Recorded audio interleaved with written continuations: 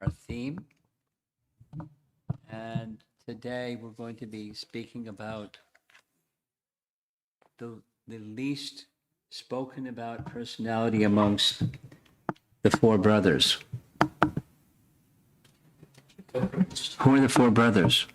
Ram, his younger brother, starts with an L. Ram, Lakshman. Oh, I've got her terrified. Do you know? Ram, Lakshman, who are the other two?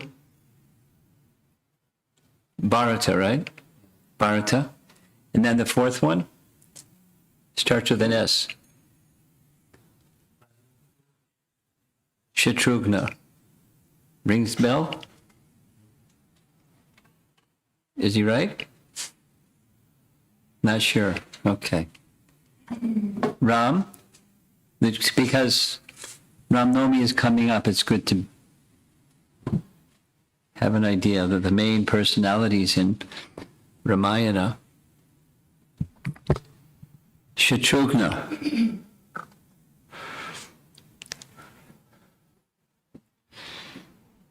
Shatrugna was very attached to whom? Amongst the four brothers, Shatrugna was very attached. This is anyone, our adults.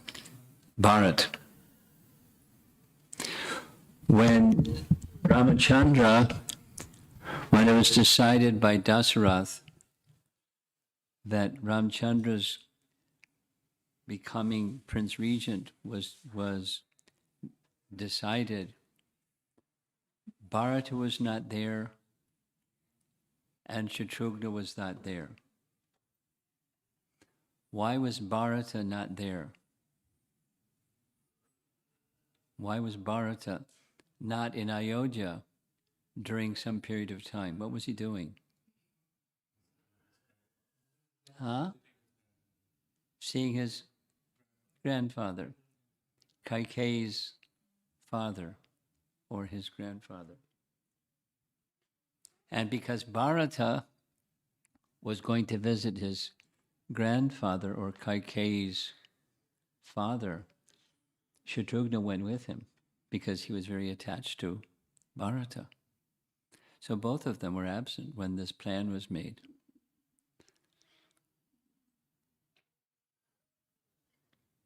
We don't hear so much. Just relax. Go sit down. Go sit down. Go sit down. I'll give you the signal, okay? You're very enthusiastic. That's nice. Patience is also nice. Utsahan Nishchayad. You like Rupa Goswami? Yes. Yes, me too. Nishchayad.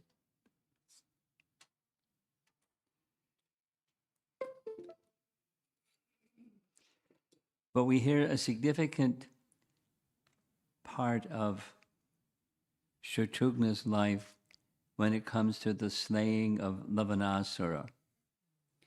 So that's what our topic is. And I think it'd be nice if you leave the fan on, but you turn this light switch off.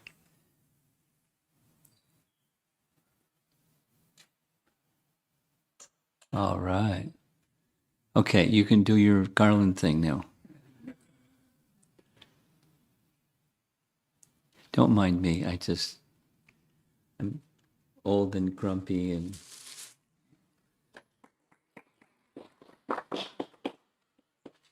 my age gives me license to be a little grumpy, right?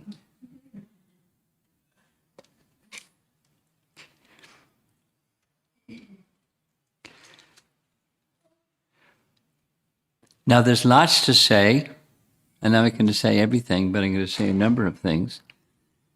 And there's some details, especially in the beginning. There's some details. So you got to pay attention. You're going to attend my classes, you got to pay attention. Otherwise you're like, what's he talking about? According to Vishnu Dharmottara, Ramachandra is an incarnation of Vasudeva. Lakshmana is an incarnation of Sankarshana. Bharata is an incarnation of Pradyumna, and Shatrugna is an incarnation of Aniruddha.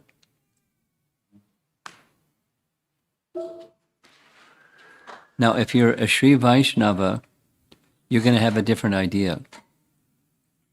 And the Sri Vaishnava's different idea goes like this. In Padma Purana, Ramachandra is an incarnation of Narayana, and the others are incarnations. Lakshmana is an incarnation of Shesha, and Bharata is an incarnation of Chakra, Sudarshan Chakra, and Shatrugna is an incarnation of Shanka. So is it A or B? A or both? B. And Baladev Vidyabhusan solves the dilemma. And he speaks of this Kalpa Beda situation, different kalpas or days of Brahma. During different days of Brahma, there's differences. Some days of Brahma, Lord Ramachandra and his brothers appear as the Chaturvyuha, and in other days of Brahma, they appear as incarnations of these four, Narayana, Shesha, Chakra, and Shanka. And that explanation is in the 5th canto, chapter 19. 5th canto, chapter 19 is the same 5th canto section where Hanuman is being appreciated as a resident of Kim Purusha Varsha, and he offers prayers to Ramachandra, etc. It's from that section, chapter 19. So now we're going to go a little deeper, and this is with the assistance of Sri Vaishnava Acharyas, particularly Govindaraja. Who's Govindaraja? Amongst the Sri Vaishnava Acharyas, Govindaraja is considered the foremost. There's others, but the foremost commentator on Ramayana, Govindaraja. So this comes from Govindaraja. Sheshatvam, this word tvam means having the quality of Shesha. Sheshatvam was exhibited by Lakshmana. Sheshatvam means the servitude towards someone. We're going to hear a slightly different definition from Ramanujacharya, but it's essentially the same. Service attitude towards someone. In this case, Lakshman towards Ramchandra. And Sheshatvam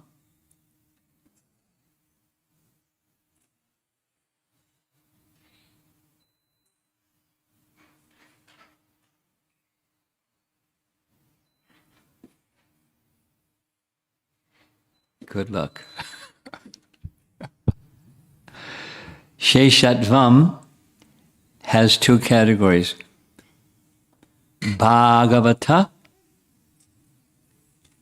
that's the service attitude towards the Supreme Lord, Paratattvam, that's Lakshmana. And Bhagavata Sheshatvam, service attitude towards the Lord's devotee. So there's the Lord and his devotee, and both have Sheshatvam. And Lakshmana had Bhagavat Sheshatvam, service attitude towards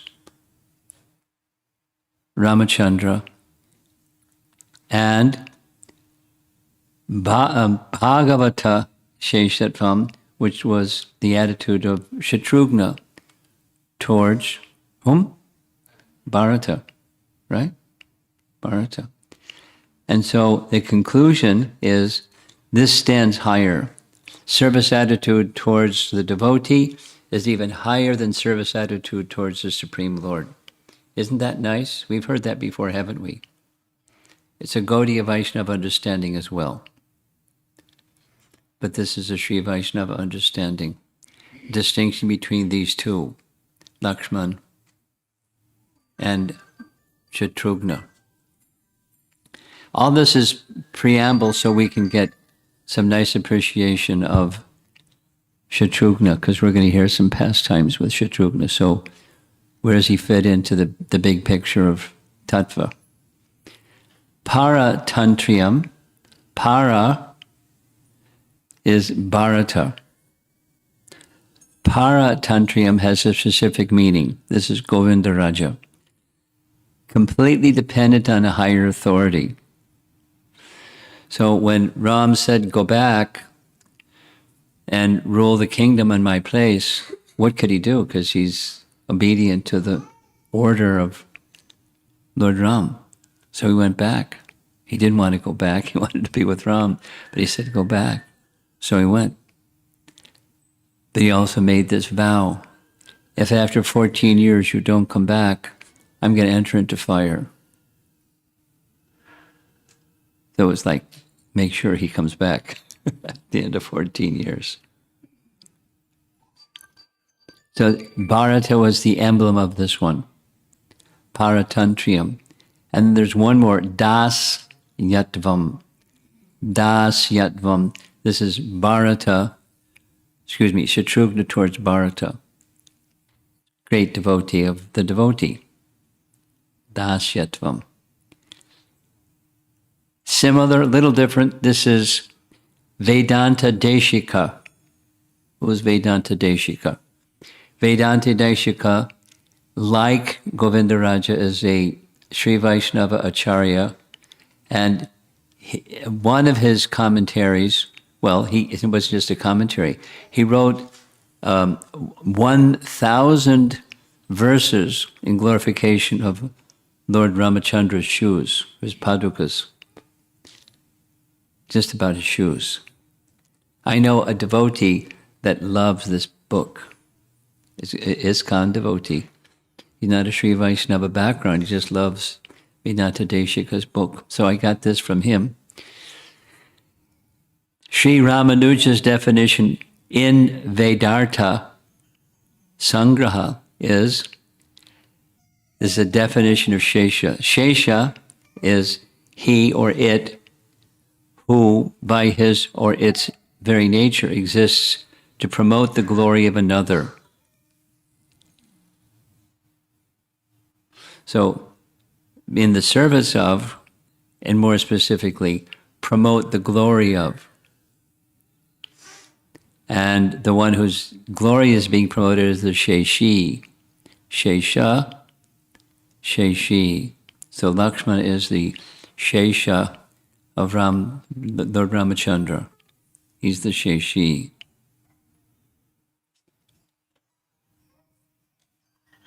Okay, that's a little background. Now comes a chart that can make your mind spin, but here we go. It's from Uttarakhanda, and it's cross-referenced with Srimad Bhagavatam, where we're going to go down to the bottom because the heading of this topic is Shatrugna kills the demon Lavanasura. So Lavanasura is way at the bottom and the lower left, and we'll go up from there. Lavana was the son of Madhu and Kumbhinashi. Kumbhinashi was Ravana's cousin, first cousin, Ravana's cousin. And Kumbhinashi was the unmarried granddaughter of Malyavan. Those who have read Ramayana, you know who Malyavan is. Malyavan is one of three Rakshasas, that came originally from Lord Brahma. So we'll go up to the top. Brahma is the source of the creation. And from the creation comes created entities. And of the created entities, one of the categories is Rakshasas and Yakshas. Now, they're not the same. Yakshas are generally fierce warriors. And Rakshasas, they're also fierce warriors, but they're man-eating entities, very wild. And the leader of the Rakshasas, or one of the original leaders, his name is Heti. Heti had a son, Vidyukesha. So Vidyukesha had a son, Sukesha, and Sukesha had 3 sons who are mentioned, and they have a prominent role. They appear many times, multiple times at least, in Ramayana. Malyavan, Sumali, and Mali. All 3 of them were eventually killed by Vishnu. This is all according to Uttara Kanda and confirmed in Srimad Bhagavatam. The references are there in Srimad Bhagavatam. Now, Sumali had a daughter. He had other than a daughter, but one of his offspring was a daughter named Kaikashi. Kaikashi was sent by her father, Sumali, to become a wife of a very, very, very powerful Brahmana named Vishrava. You know the story, but Vishrava already had a qualified Brahmani wife. And Sumali did some math and said, he's powerful. We want to become powerful. My daughter should marry him, so we'll have some powerful Rakshasas, because the Vedic culture is the character of the mother becomes the character of the offspring. So she's a Rakshasi.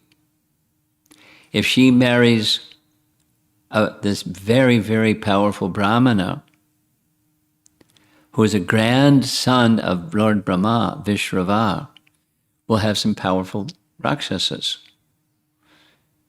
And sure enough, that's what happened. Ravana was the son. So she,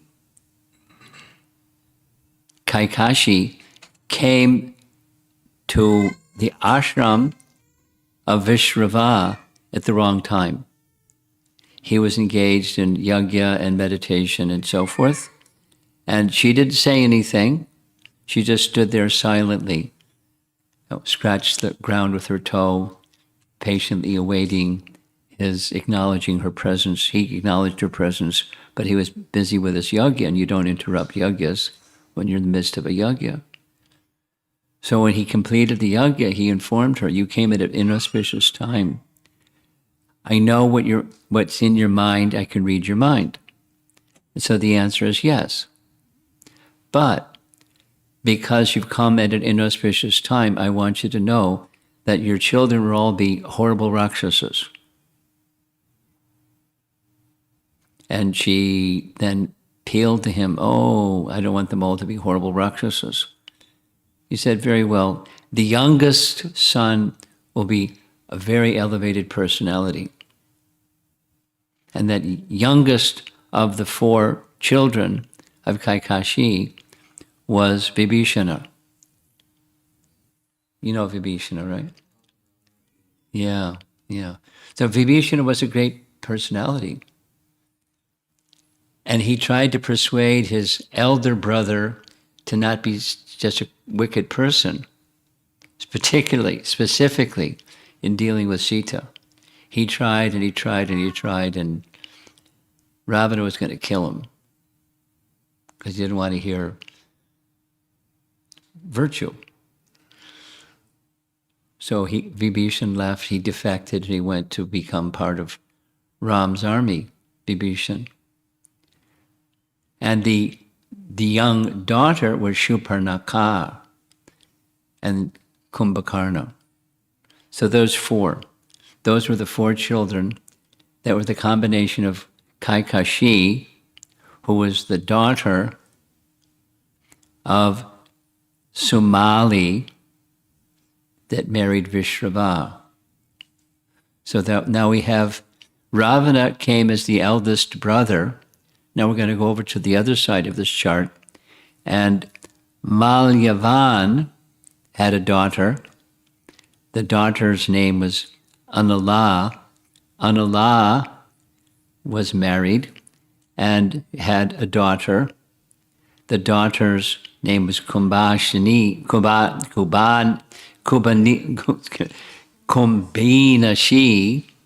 and she was kidnapped.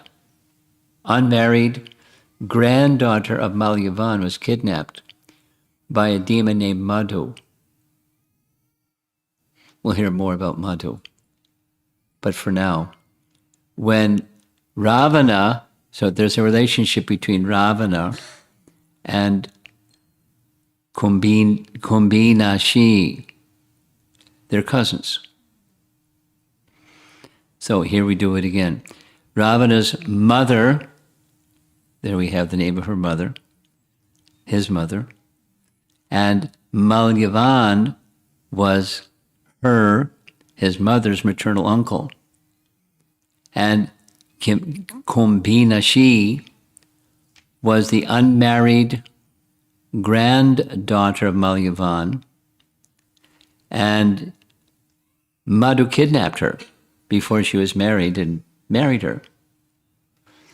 And when Ravana heard that his cousin's sister was kidnapped, he declared war against Madhu.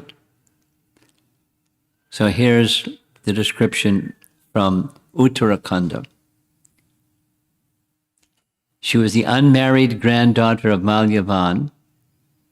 When Ravana heard about Kumbinashi's abduction by Madhu, he flared with rage and prepared to kill the offender at once. Listen to this. 4,000 Akshohinis. And you know the number of soldiers in an Akshohini, how many chariots and how many foot soldiers and how many elephants, and it's like big numbers, and he had 4,000 of them because his cousin was kidnapped.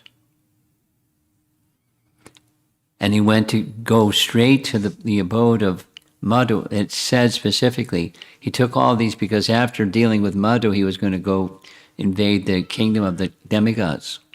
That was plan B. So in the front of this 4,000 Akshohini divisions of soldiers was Meghanada, and Kumbhakarna was in the back, and he was in the middle. He entered into the city. The city, Madhu's city, later was renamed Mathura.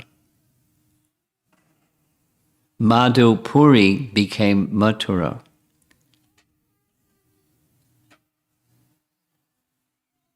When he entered the city, his cousin, sister, came running out, fell at his feet. He told her, please stand up, don't be afraid. Whatever it is that you want, I grant it. Blank check, whatever you want. And her request was, please spare my husband. He said, okay, so be it. I'll spare your husband. Now please ask Madhu to come forward because I want his help in plan B. I want to invade the kingdom of the demigods, and he's a powerful warrior, so he can join my forces. So she went back into the city. She woke up her husband and asked him to come forward. And he then made this request. Ravana made the request, help me defeat the demigods. So together they went. Now we're going to pause a little bit because the story of how this pastime of Lavanasura being killed by Shatrugna has a very interesting beginning. The interesting beginning is a scene in Ayodhya. So Ram has returned to Ayodhya. Ravana has been killed. And Ramchandra is back in Ayodhya. He's ruling as the king. And one of the things that happens in a kingdom with a qualified king is they invite people to come forward anywhere in his kingdom, which is the world, and say, let me know if you have a problem. Poor leader is going to be totally busy because anybody that has a problem with anything can come and tell the king. So there was nobody with a problem.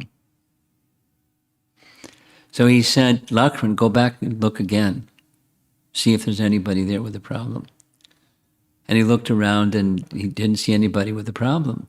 He just saw a dog with a bashed-in head. And so he came back and reported that to Ramachandra. Said, there's nobody out here, there's just a dog with a bashed-in head. He said, bring the dog. It happened to be a talking dog. It's okay. It's Ramayana. There was a talking dog.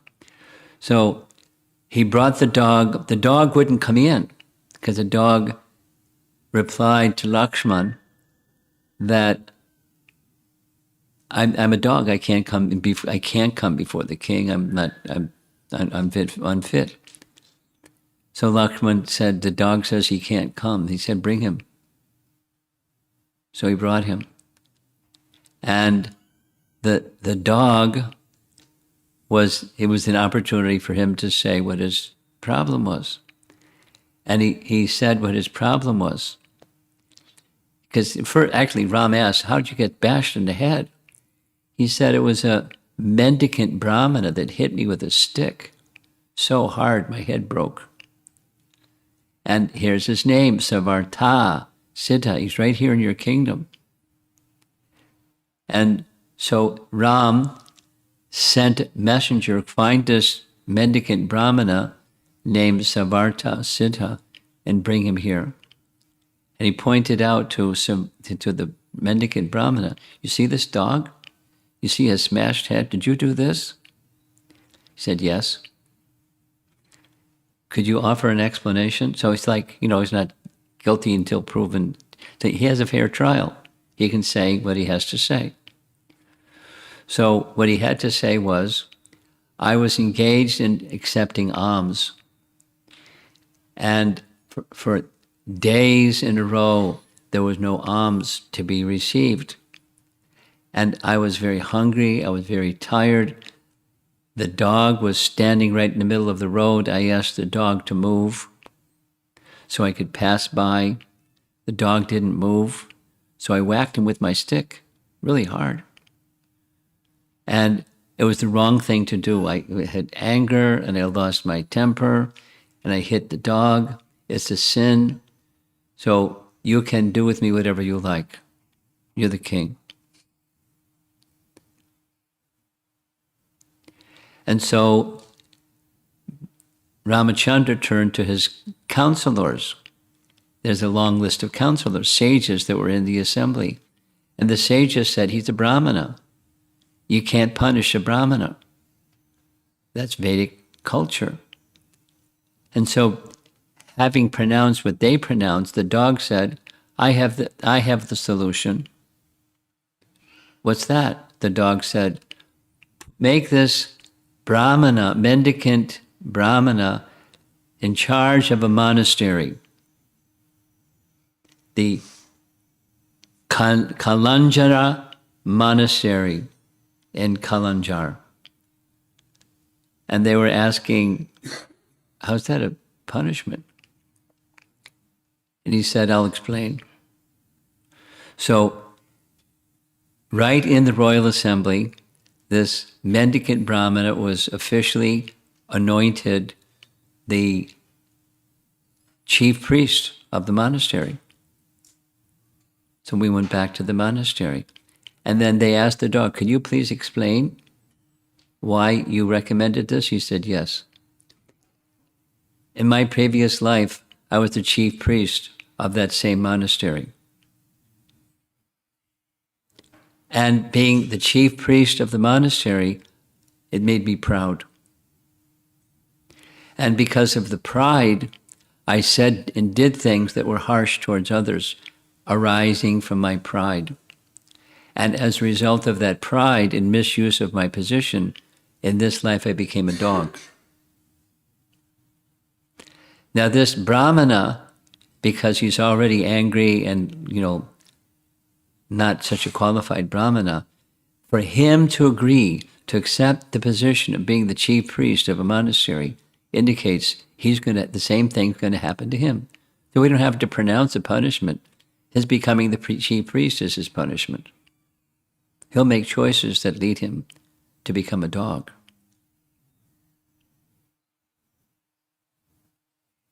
So they understood the wisdom of the mendicant Brahmana.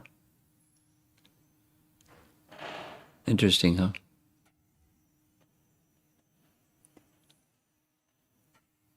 On another day, they were visited all the way from in Ayodhya by Chavana Muni. And Chavana Muni, as many of you know, a great sage. And when he came, he was very much respected, Muni. He came all the way to Ayodhya. And so they honored him and gave him a special seat and so forth. And they asked him, what's the purpose of your coming? I've come for your assistance. You've already successfully defeated Ravana, and I need your assistance. I and the other sages that stay in our ashram were being harassed by a demon named Lavanasura. And so I've come to seek your protection. And he gave a little history. Lavanasura's father was named Madhu. Remember Madhu, right? Madhu. So he said, Madhu, in the course of being the demon in Madhupuri, he had undergone very severe austerities to appease Lord Shiva.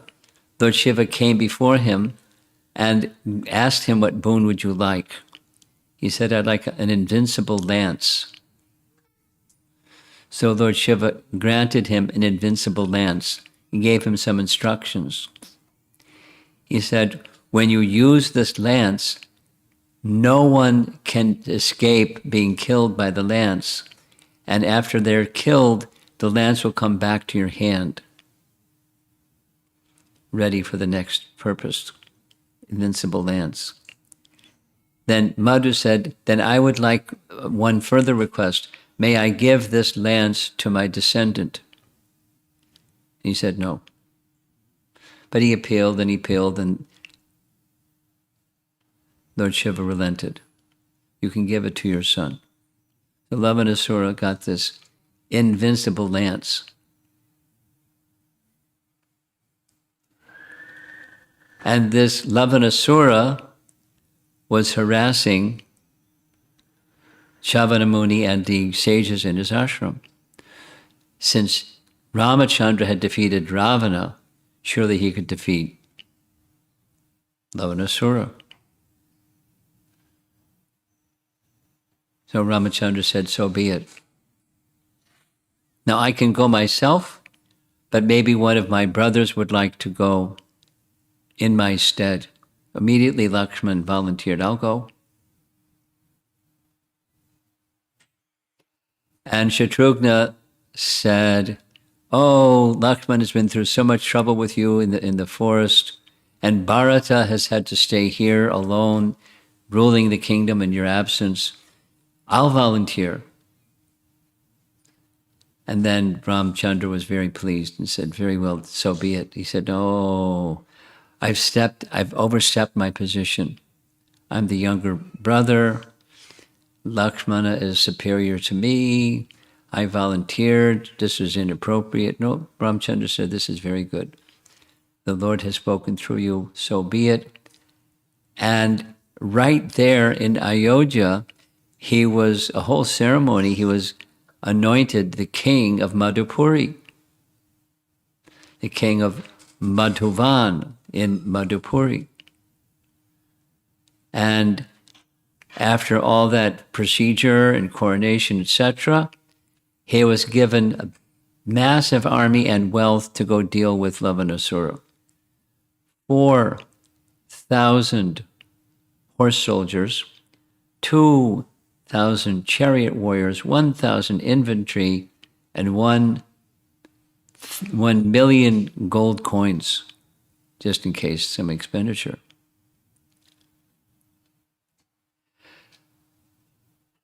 So he started travel. And as he was traveling, several things happened. One of the things that happened, Shatrugna, on the way to Madhupuri, happened to visit the ashram of Valmiki. And he happened to come at a time when the two boys, the twin sons, were born. So he observed the whole birth ceremony overseen by Valmiki. And so it marks the beginning of the birth of the 12 of the two sons, and he's going to come back after 12 years of ruling in Madhupuri. So the boys are now 12 years old. It's important. It's a detail that's important. 12 years later. Then further, in his course of his travels, he left Valmiki's ashram. He met with Chavana Muni in his ashram, and he wanted to hear from Chavana Muni about the strength of the formidable opponent, Lavanasura. Before having combat, you need to know what's the capacity of this opponent. And he gave some advice. He said, Lavanasura has this habit. Early in the morning, he goes out without his lance, and he has a big spear, and he gathers dead animals that he eats for breakfast. And so that's the time to approach him. Don't let him go back into the palace, because if he goes back into the palace and gets his spears, you're finished. You have to confront him outside the palace. So Shatrugna said, can you give me some example? He said, yes, I can give you an example.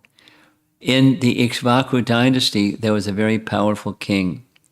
You must know of him, King Mandhata. And Mandhata was so powerful of a king that he wanted to conquer heaven, because the whole world was conquered under the Ikshvaku dynasty king.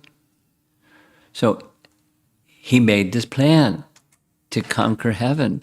Indra came and said, wait a minute, Mandhata, before you try to conquer heaven, you should conquer the whole earthly planet. He said, Mandhata said, who is there on earth that has the capacity to check me? Madhu has the capacity to check you. Where is this Madhu? He's in Madhupuri. So he went with his massive army to challenge Madhu. And he sent a messenger to challenge him to come out and fight with him. And Madhu ate the messenger. So Mandhata became very angry. He ate my messenger. So single-handedly went charging in Madhupuri, and Madhu killed him with his lance. And celebrated, Mandhata is a celebrated king in the Ikshvaku line.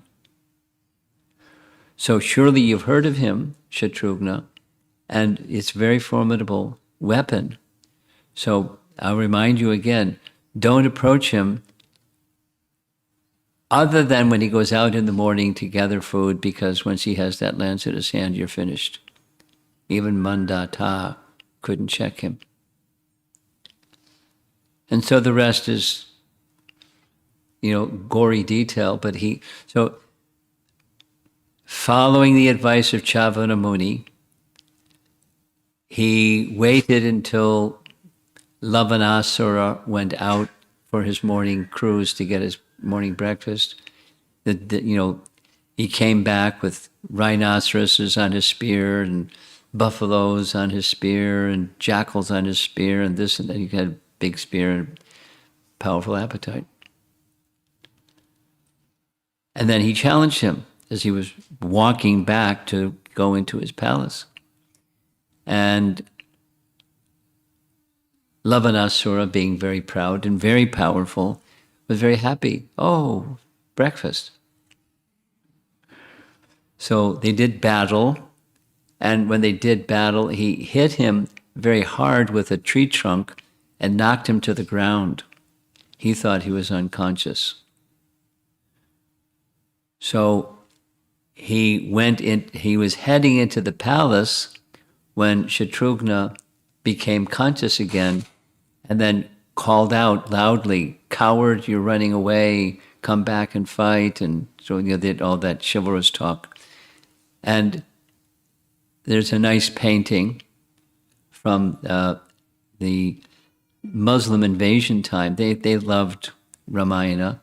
There's a painting of Shatrugna slaying Lavanasura outside the city of Madhupuri. So after slaying Lavanasura, the Lavanasura's soldiers came. Shatrugna finished the soldiers, and he then became anointed for a second time the king of Madhupuri. He ruled in Madhupuri very virtuously for 12 years. Then he was feeling great separation from Ram, so he made his journey back to spend time with Lord Ramachandra. On his way back, 12 years later, he passed through Valmiki's ashram. And much to his surprise, these two boys that were born as the sons of Sita, they had been thoroughly trained by the best of Brahmanas, trained in scripture, trained in music, trained in military art, trained in reciting Ramayana. And he heard their recitation of Ramayana. It was so blissed that he made a request, "Valmiki, can these two boys come and visit Ayodhya and sing Ramayana for the pleasure of Lord Ramachandra? It would be so nice." So Valmiki agreed. You know the story. Sita came along. Many things happened. We heard about Sita entering into earth on that occasion because she didn't want shame or blame or bad name to go to Ram, so she preferred to enter back into the earth from where she came. So we heard that the other evening. And at the end, mission accomplished, Lavanasura was killed as Shavana Muni requested. "I want to stay here in Ayodhya with you." And Ramachandra said, "You're the king. You can't stay in Ayodhya with me. You have to rule in Madhupuri." So because he's obedient to the order of Lord Ramachandra, he went back, and for the rest of his life, we don't hear more about him because he was in another place. He ruled in Madhupuri, and then descendants of the Ikshvaku dynasty became rulers in Madhupuri, or situated in Madhuvan, or today's Mathura.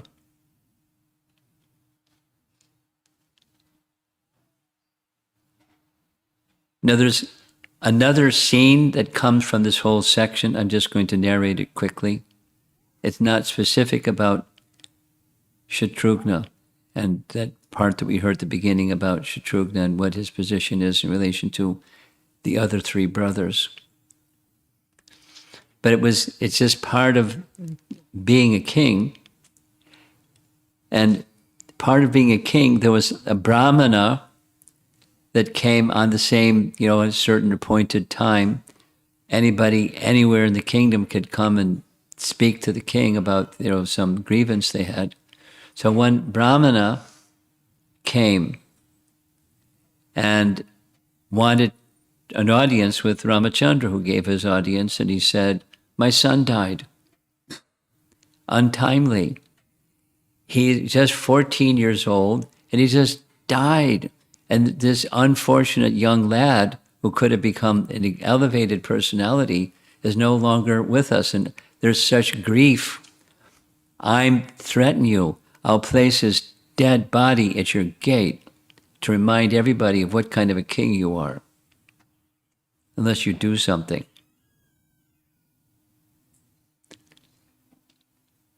That was pretty heavy. And so there's not the same, but some similar pastime, it happened in Krishna's Leela. Different, but similar. And so Ramachandra said, my dear Brahmana, I'll take care of this. You take the body of your son, place in certain kind of oil with a certain kind of herbs and preserve his body, and he'll regain his life after some time. I'll get to the bottom of this. So he went this way, that way, the other way, and asked the sages, why has this happened? And there's a detail that in Satya Yuga, all four varnas, engage in austerities. And then the next is the Brahmanas and Kshatriyas and Vaishyas, but not the Shudras. So during this age, there's this Shudra that's engaged in very severe austerities. And he has malevolent purposes in engaging in his austerities. And that's sinful. So the Brahmanas said, what you need to do is you need to cut off his head. Find him, cut off his head, and when his head hits the ground, then the soul of the Brahmana who is deceased will come back. And the Brahmana will have rejoined life with his teenage son. So he went and he searched and he searched and he searched, and he, sure enough, found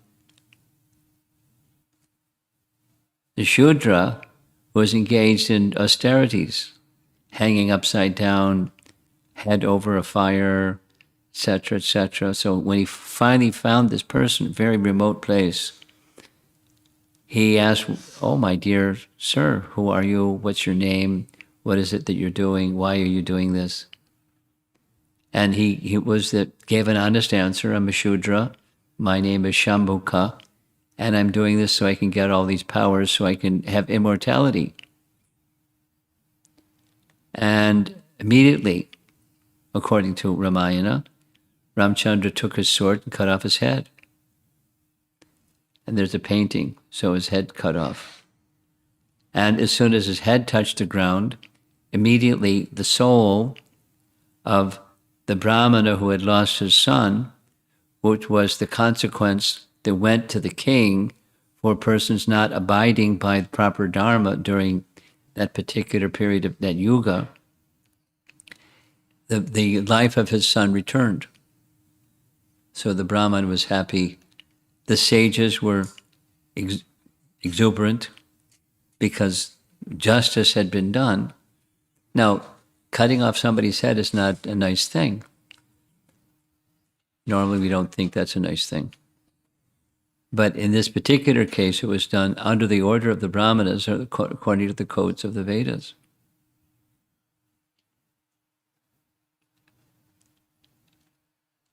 Which has nothing to do with Shatrugna.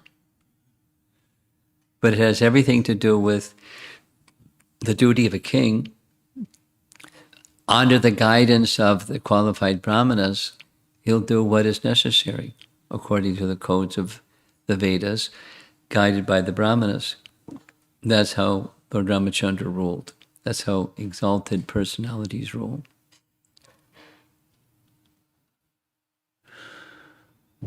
Maryada Purushottama. Back to our first evening's topic.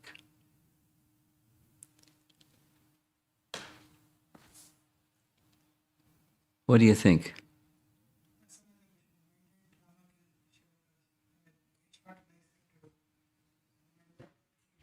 Your voice is soft. Can you speak up a little bit? My son was just asking me that killing someone's life, taking someone's life is not very nice. So why did Rama kill Shambuka to give the Brahman son the life back? The virtuous are entitled to the fruits of virtue. The sinful are entitled to the fruits of sin. So by the king who takes responsibility for the citizens in the state, by correcting the sinful virtue, then was restored to the Brahmana, because the Brahmana had done nothing wrong. The Brahmana's son had done nothing wrong. So the virtue went back to the Brahmana. The disruption was because disruption in the kingdom. What he said is, what kind of kingdom is this? I've done nothing, my son has done nothing, but my son died. So that, there's corruption in this kingdom. So virtue went back, was restored. That's the understanding, at least. I mean, it's not a normal sequence of events in Puranas and Itihasas, but it's just a particular event. I brought it up because it's part of the whole scene of a king inviting anybody. Imagine if today anybody could come see the president and anywhere in the whole country and say, I've got a problem. The king's got to resolve it. Because it's not ruled by virtue. It's ruled by something else.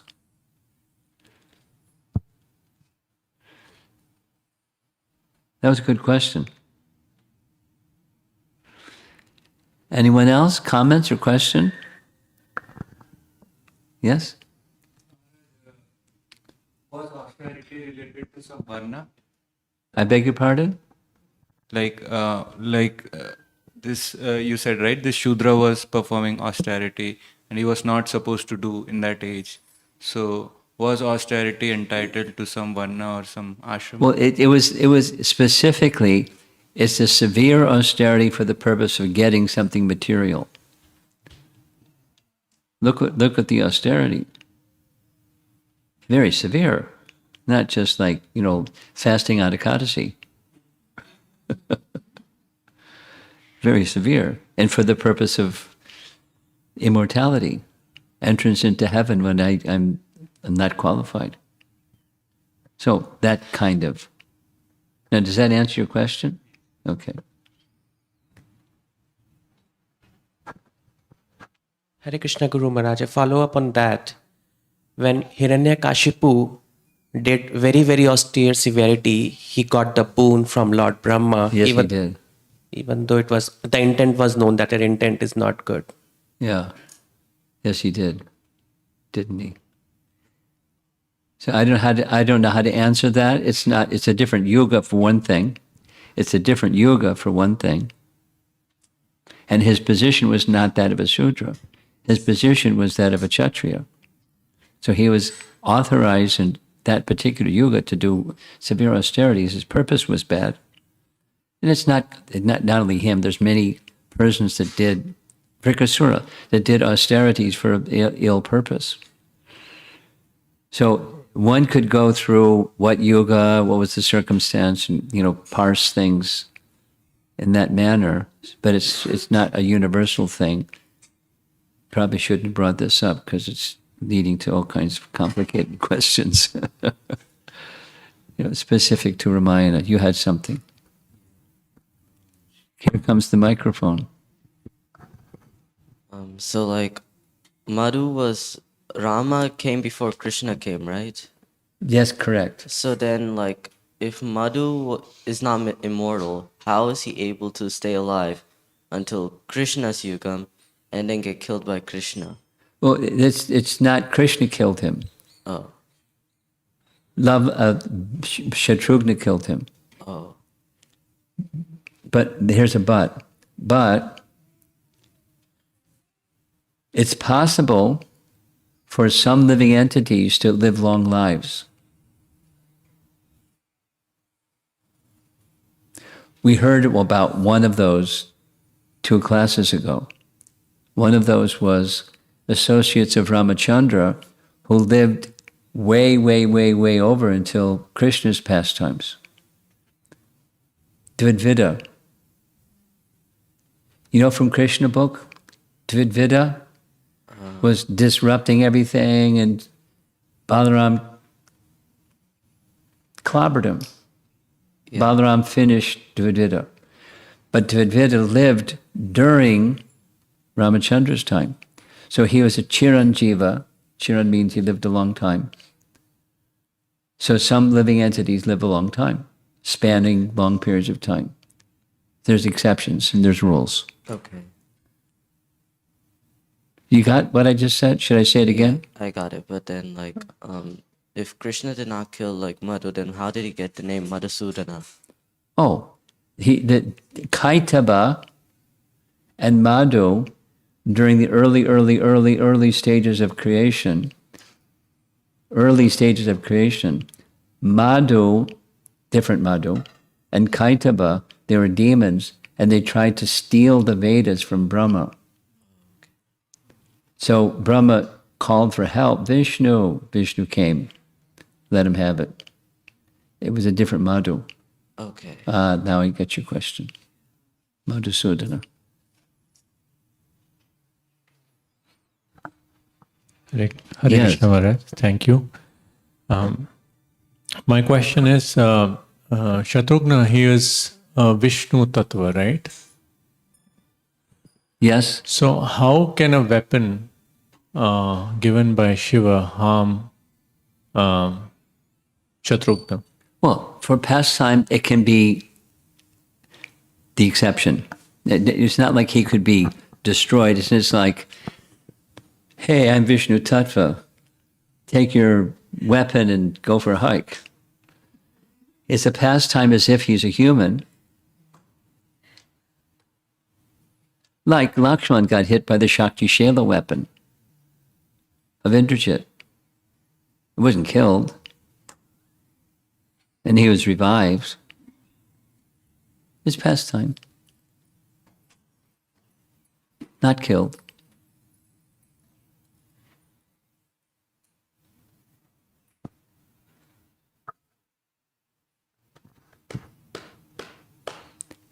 All this is to like get our thoughts moving in the direction of anticipating Ramchandra's appearance.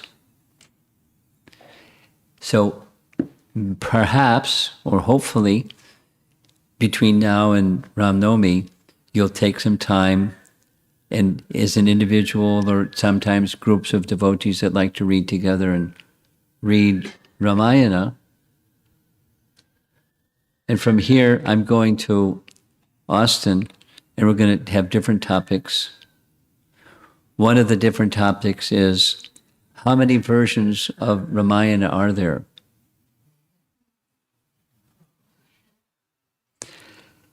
Once you get into it, because, I'm far more experienced and, informed about Krishna's pastimes. And there are multiple sources of Krishna's pastimes. It's not only the Bhagavatam. Many, many, many, many, many. And Ramayana, many, many, many, many. And some of them are authorized and some of them are not. So then how do you select the authorized from the not? You have to go to those authorities that know what's authorized and what's not. So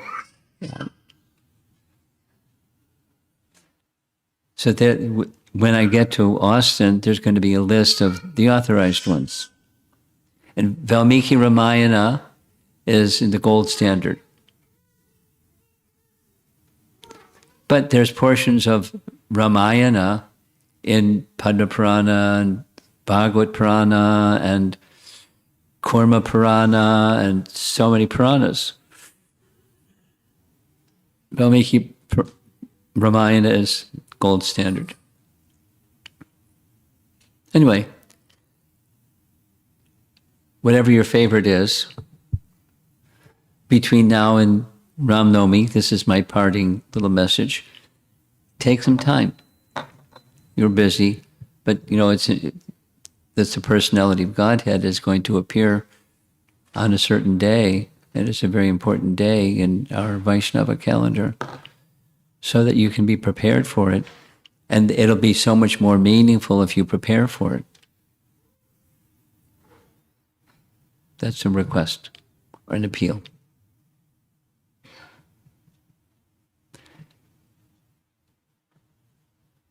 Srila Prabhupada ki, Shri Ramachandra ki, or Premanandi. Yeah.